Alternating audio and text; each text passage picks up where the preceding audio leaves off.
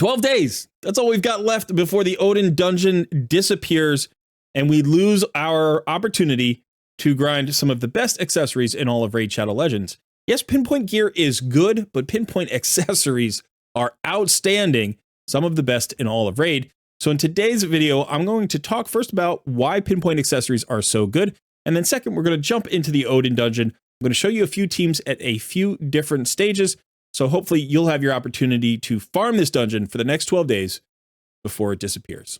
I am Colred. This is Colred Plays Raid Shadow Legends. Let's get started.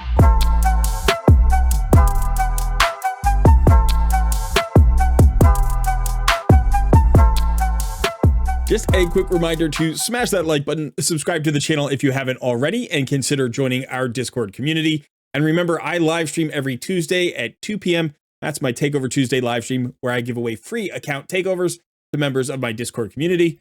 You should join us. We have a lot of fun. Thanks so much for the support. Now let's get back to the video. Let's start by quickly reviewing the Pinpoint set. As you can see, it is a 9-piece variable set. It's currently farmable from the Odin Dungeon. But that dungeon goes away in 12 days, and we have no idea when Pinpoint will come back. Maybe it'll be part of a future Forge Pass. Maybe there'll be a future event dungeon that brings Pinpoint back, but we really don't know.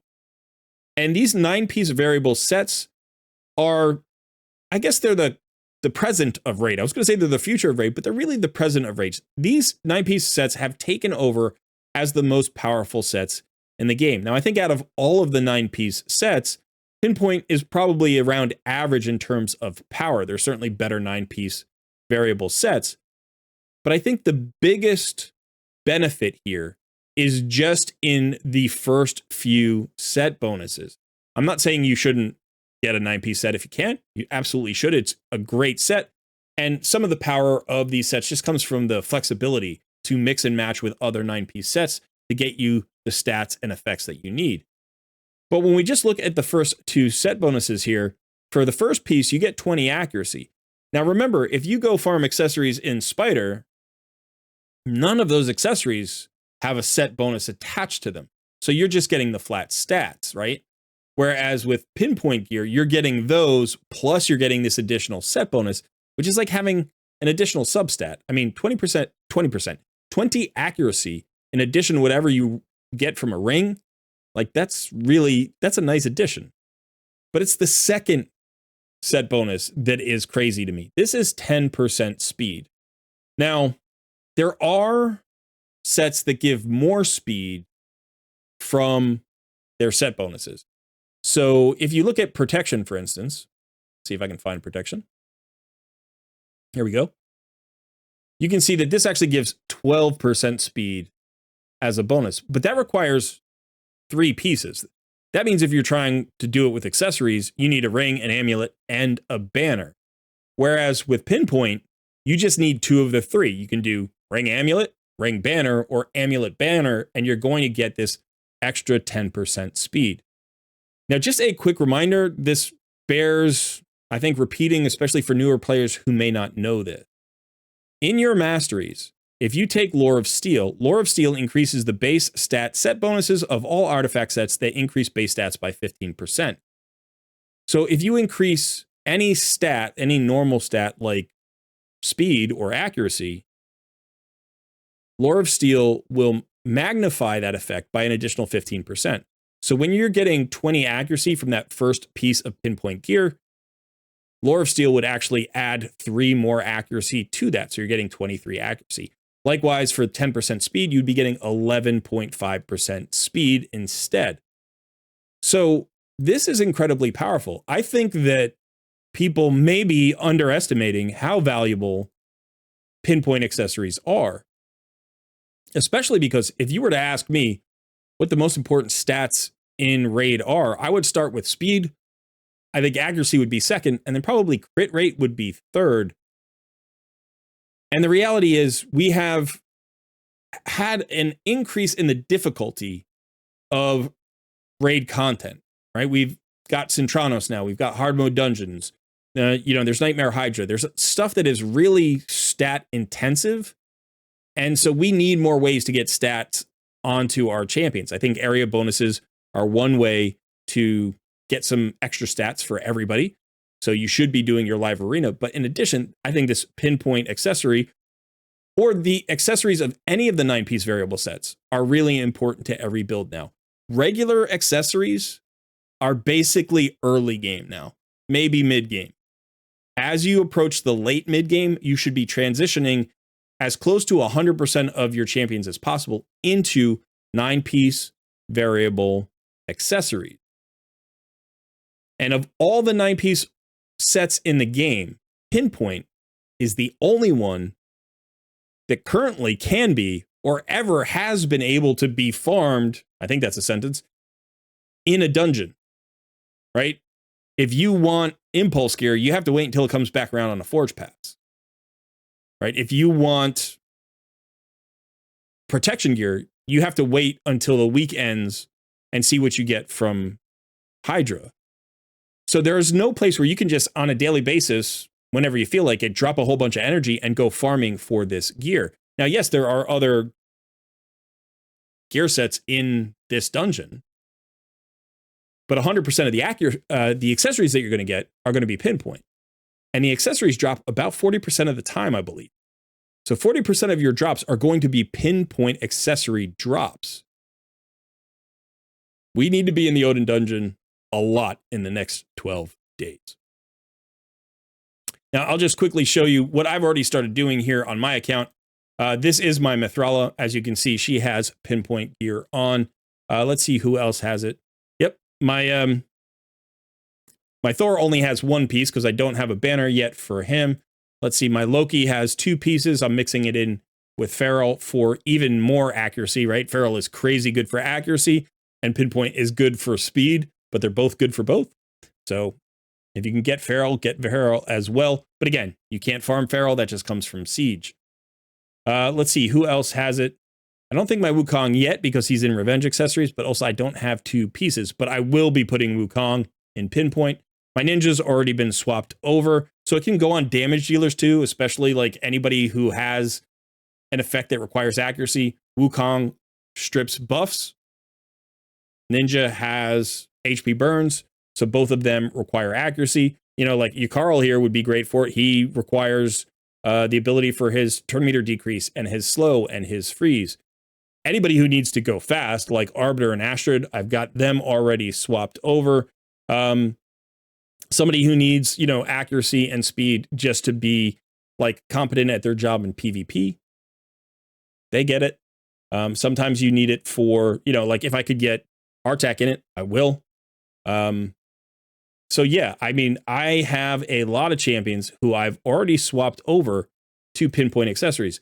And I think basically what we're talking about, like I said before, if you can get 100% of your champions into 9-piece variable set accessories, that's what you want to do, with Pinpoint being the most accessible set right now, but also containing the 2 best stats, speed and accuracy, and the most speed you can get at just 2 pieces, right? Because you can get more from protection at 3 pieces if you have that. All right, so hopefully that's convinced you that this is an important set to pursue. Now let's go look at the dungeon where we can get our Pinpoint gear. I have already done a video on the Odin Dungeon about like taking it on and trying it out. As you can see, I have been able to finally clear stage 30. I got to 29 in my previous video. This is not going to be a tutorial on how to defeat this dungeon, but I'm going to go ahead and show you a couple of things. One thing that I think is kind of fun, and then one thing that may be more useful for you if you are sort of a late game player. So here at stage 20, I think that you really want to be able to farm stage 20. I've actually been farming stage 24 for most of the duration of this event. And I think this is probably the most efficient place to farm if you can, right? So it's better. It's not, the event dungeon doesn't follow the same drop rate system as the other dungeons. And I actually think while stage 24 is slightly less efficient than stage 20, the increase in drop rates for 6-star gear and legendaries and stuff like that is significant enough that you really want to be spending your energy here in stage 24. So I believe stage 24 has the highest 6-star rate to energy like ratio. So this is a great place to farm if you can get up to it. If you want your chance at mythicals, like mythic drops, you have to get past stage or to stage 26. You got to get past stage 25. So the last 5 stages are actually the ones that drop the mythic gear. And as you can see, if you can farm stage 30, even if it's a little bit longer, even if it's a little bit less energy efficient, this is the place to get the best pinpoint gear that you can. So earlier, I started something that I called the 20 in 20 challenge, which was basically, or 20 under 20. That's what we call it. You wanted to try to make a team that could do stage 20 here in under 20 seconds. Now, I was hoping for 100% farm rate, but I couldn't figure that out. I think some people have other champions that could do really well here, but I did come up with a very free-to-play friendly team that I think is really interesting, and it's this team right here. Now, the idea behind this team is we have 2 ally attackers. All of these champions are relatively free-to-play friendly, right? We just have 3 normal epics, not void epics. We have a starter champion, and then we have a fusion that everybody can get. Yes, she is a mythical. I don't think Lady Mikage is essential for this, although she's helpful because she brings an increased attack buff. So I have her being the fastest champion on this team. And basically what we're going to do here is we're going to try to use Royal Guard and Farrakhan the Fat to hopefully land a decreased defense on Odin. And then Athel is here she's got a 100% chance on her A1 to land a weaken. So if we can land the decreased defense and the weaken on the initial ally attack, we will then one-shot the boss before he ever gets a chance to go. It's not technically a one-shot, but you get what I'm saying. We'll kill him before he gets to move. Now, this is not 100% reliable because Royal Guard has a 65% chance to land a decreased defense on his A1, and Farrakhan the Fat, I think, has a 50% chance. And so it fails roughly 17.5% of the time, I think it is. So you get about an 82 or 83% chance to make this work as a one-shot. However, if you have Ghostborn, you can put him in because Ghostborn has a 100% chance of a decreased defense on his A1, and that would bring this reliability up to 100% if you have the gear to do the damage that you need to do. Now, I just did this as a fun team to see what I could do. I'm going to show you it now, and hopefully it works. We'll see if it actually wins. Like I said, it fails about 12 or 13% of the time. So we get that ally attack. We did get the decreased defense. We got the weaken. Now we get a nuke. We're going to get 2 nukes, one from Royal Guard and one from Athel. And then we get the second ally attack. And this should be enough to kill the boss. 11 seconds, and it's done. I've tried this with Whisper, by the way, in place of Athel. She has a lower chance of getting a weaken. It's not 100% chance, but she hits harder than Athel. And so you can see that the fastest I've done this in is actually 5 seconds. But this team right here consistently performs at 11 seconds or sometimes 12 or 13. But like I said, it's only about 82 or 83% consistent. You could bring that up to 100% if you had Ghostborn. So if you're interested in quickly farming stage 20 here, you should come to our Discord community and check it out. We have a page for the 20 under 20 challenge where people have posted screenshots of their teams.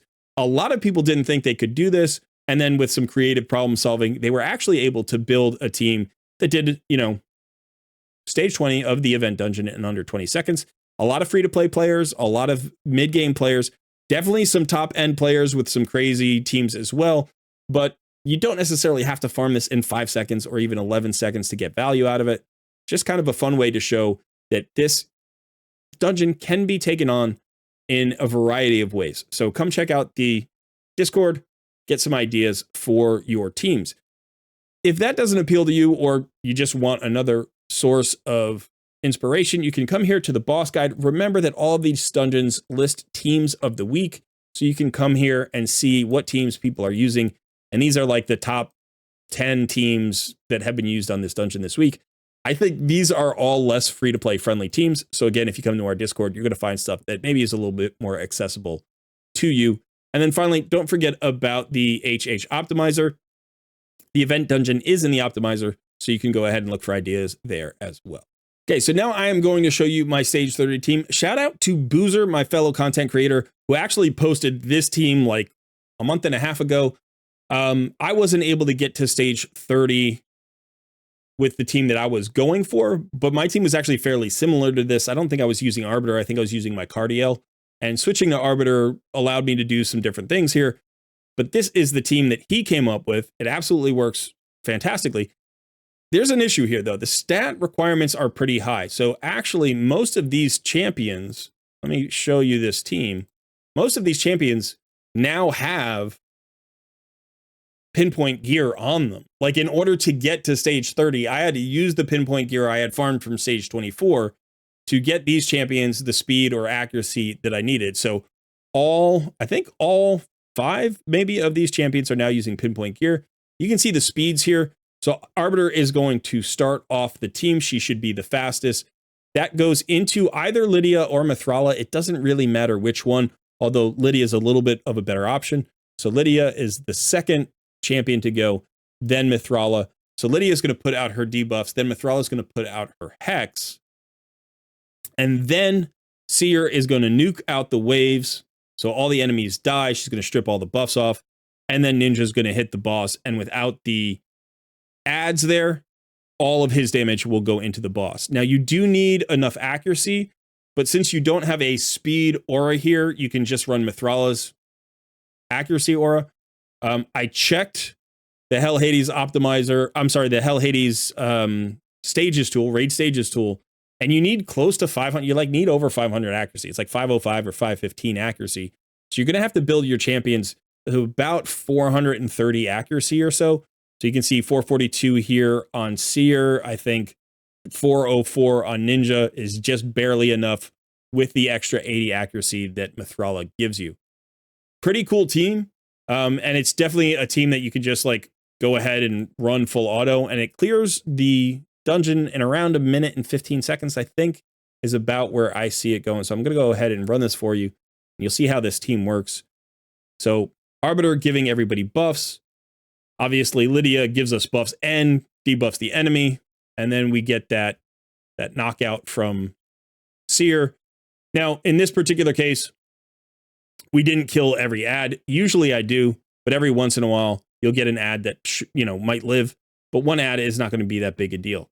This team does not have any way to deal with that block debuffs buff, really, at first. But eventually, once you get into the cycle, if you get Lydia to land she has a block debuffs buff, I think. And so sometimes you can block it. Otherwise, you just have to wait it out. But between Mithrala and Arbiter, nobody's really dying here. I did actually switch Ninja over from an attack percentage chest piece to an HP percentage chest piece, just so he doesn't get killed by that one shot that Odin is bringing.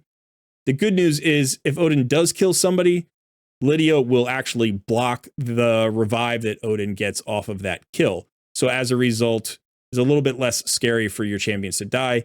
And again, you always have Arbiter to bring them back. So this is actually a pretty slow run compared to what I've seen in the past.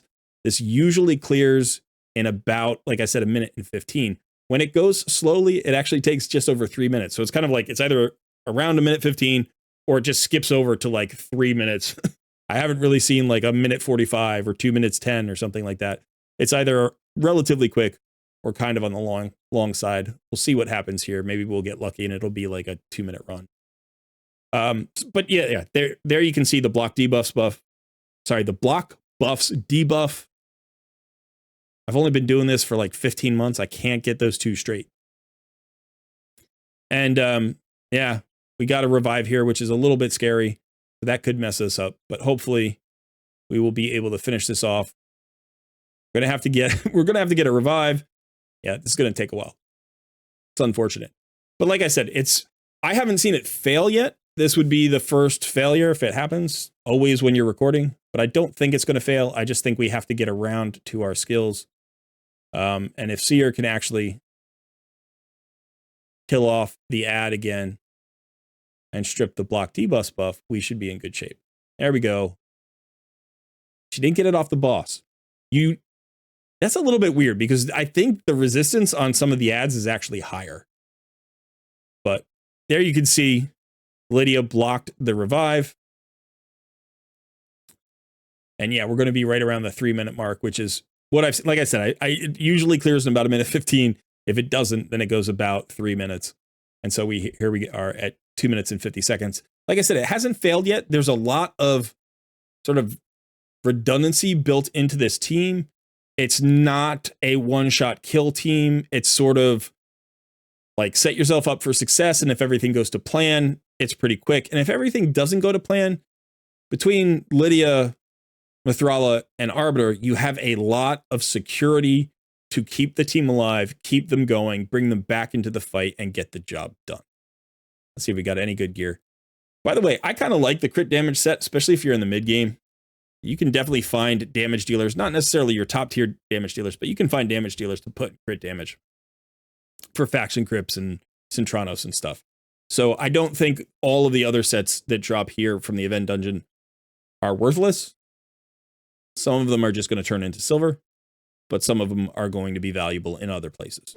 Okay, so that is it. Let me know in the comments below, how do you feel about Pinpoint gear and Pinpoint accessories? Have I convinced you to invest a lot of energy in the last 12 days of this event to get some more Pinpoint gear?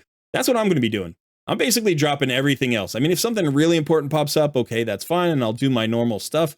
But I'm basically going to be spending, 50-60% of my energy just here in the Odin Dungeon for the last couple of weeks of this event. I hope you do too. Thanks for hanging out today. I have been Cole Red, and I will see you in another video soon.